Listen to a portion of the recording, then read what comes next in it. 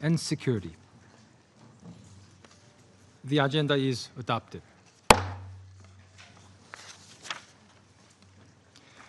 In accordance with Rule 37 of the Council's Provisional Rules of Procedure, I invite the representatives of Belarus, Latvia, the Kingdom of the Netherlands, Poland, and Ukraine to participate in this meeting.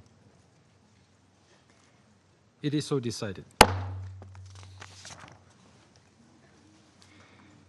In accordance with Rule 39 of the Council's Provisional Rules of Procedure, I invite Ms. Rosemary DiCarlo, Under-Secretary General for Political and Peace-Building Affairs, to participate in this meeting. It is so decided. In accordance with Rule 39 of the Council's Provisional Rules of Procedure, I also invite His Excellency Mr. Stavros Lambrinidis, Head of Delegation of the European Union to the United Nations, to participate in this meeting. It is so decided. The Security Council will now begin its consideration of item 2 of the agenda. I now give the floor to Ms. Rosemary DiCarlo. Mr. President, we noted with deep concern the reports that Russian military drones entered Poland in violation of Polish airspace. Our briefing today relies entirely on publicly available information. The United Nations is not in a position to verify or confirm claims or reports regarding the incident. On 10 September, Poland informed the President of the Security Council that during the night of 9 and 10 September, 19 Russian drones entered Polish airspace. Some of them were shot down preemptively.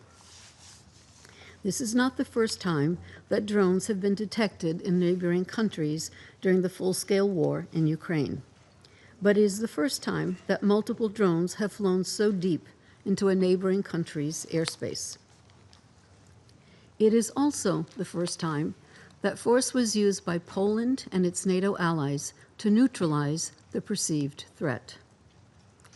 According to Poland's Ministry of Interior and Administration, wreckage from some 16 drones have been found across central and eastern Poland.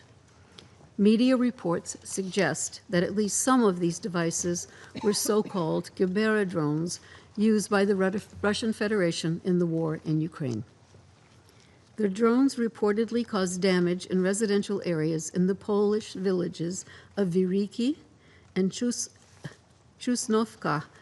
Drone debris was also reported in the town of Chesniki. Fortunately, Polish authorities reported no casualties. 4 major airports, including those in Warsaw and Rzeszów, were temporarily closed and flights diverted. Poland authorities stated that some of the drones entered from Belarus. The Belarusian Ministry of Defense claimed that the Russian drones were deflected by counter-drone measures of Ukrainian forces and veered off course. Belarus stated that it had alerted Poland and Lithuania as drones approached their airspace.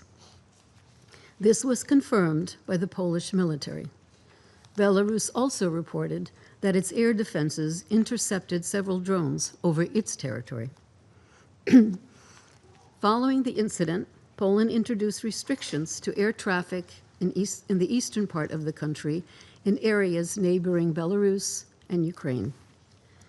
The Ministry of Defense of the Russian Federation stated that Russia had no intention to engage any targets on the territory of Poland. The Russian authorities acknowledged carrying out, during the same time period, and I quote, a massive strike with long-range, land-based, sea-based, and air-based high-precision weapons, as well as attack drones against the Ukrainian Defense Ministry, end quote, in western Ukrainian regions. The Russian Federation also expressed their readiness to hold consultations with Polish authorities on the matter. Following the incident, Poland invoked Article 4 of the North Atlantic Treaty, which led to consultations among the Allies on 10 September. Mr. President, we reiterate the Secretary General's call for all concerned to act responsibly and to avoid any action and rhetoric that would further escalate already dangerously high tensions. This alarming incident took place against the backdrop of continued large-scale Russian missile and drone attacks on Ukraine. According to President Zelensky, during the night of 9 to 10 September, Russia launched 415 drones and over 40 cruise and ballistic missiles against 15 regions of Ukraine, resulting in civilian casualties, including at least one death. On 9 September, in the frontline village of Yarova in Donetsk region, a guided bomb reportedly struck a group of mostly elderly civilians waiting for pension payments, killing at least 24 and injuring 18. On 7 September, Russian attacks across Kiev, Zaporizhia, Kryvyi, Odessa, Sumy, and Chernihiv killed and injured civilians and damaged civilian infrastructure. Among those killed was a woman with her newborn child in Kiev. In central Kiev, a government building housing the offices of Ukraine's prime minister was struck for the first time since the start of the war, making a further escalation. New Russian aerial attacks were reported again on the night of 10 and 11 September. The intensification of the war is borne out by the growing number of casualties. According to the Office of the High Commissioner for Human Rights, at least 208 civilians were killed and 827 injured in Ukraine in August 2025 alone. Short-range drones caused the highest number of casualties, killing 58 and injuring 272 civilians last August. August and September also saw an increase in attacks affecting energy infrastructure, particularly gas facilities, once again raising fears of a new wave of targeted attacks against Ukraine's critical infrastructure ahead of the approaching winter. Mr. President, we are equally concerned about the continuing impact of the war on civilians in Russian-occupied regions of Ukraine and within the Russian Federation. On 8 September, in the Russian-occupied Donetsk region of Ukraine, Russian officials reported that 2 people were killed and 16 people were injured by an alleged Ukrainian drone strike. A day earlier, an alleged Ukrainian attack reportedly struck a playground, injuring 6 civilians, including a 14-year-old girl in the same region, according to Russian officials. Attacks against civilians and civilian infrastructure violate international humanitarian law. They are unacceptable and must end immediately wherever they occur. Mr. President, this week's events underline the dangerous impact of this war on the security of the region and the risk of escalation.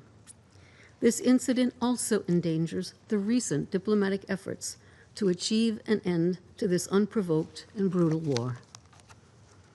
We therefore, once again, urgently call for a full, immediate, and unconditional ceasefire in Ukraine.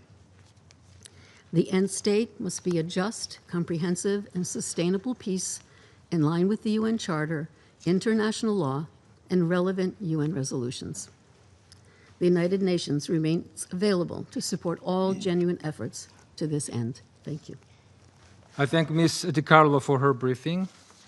I now give the floor to those council members who wish to make statements. I now give the floor to the representative of Slovenia. Thank you very much, Mr. President.